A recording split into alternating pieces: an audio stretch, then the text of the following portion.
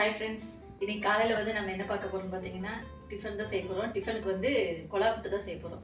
எப்படி செய்யணும்னு பார்க்கலாமா? வாங்க. அடுப்பு பற்ற வச்சாச்சு.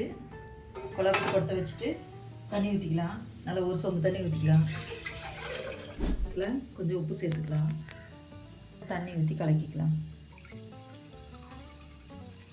இப்போ இந்த மாவு வந்து கொஞ்சம் கொஞ்சமாக தண்ணி ஊற்றி பரட்டிக்கலாம். ஊற்றக்கூடாது, தெளிக்கணும். இப்போ மாவு நல்லா பிசைஞ்சாச்சு. இந்த அளவுக்கு தான் இருக்கணும். இப்போ தேங்காய் பூ கொஞ்சம் போட்டுக்கலாம்.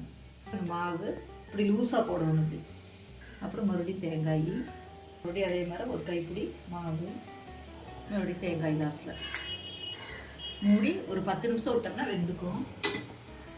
இப்போ மூடி போட்டு மூடிடலாம். ஃப்ரெண்ட்ஸ், இப்போ வெந்துருச்சான்னு பார்த்துடலாம். இப்போ அப்பளம் பொரிச்சிடலாம். நம்ம இந்த பக்கம் இப்போ அப்பளத்தை பொரிச்சு எடுத்துக்கலாம். ஃப்ரெண்ட்ஸ், இங்கே பாருங்க, நமக்கு கொலா புட்டும் அப்பளம் வச்சாச்சு. இது கூடவே நம்ம பழமும் வச்சுக்கலாம், நல்லாயிருக்கும்.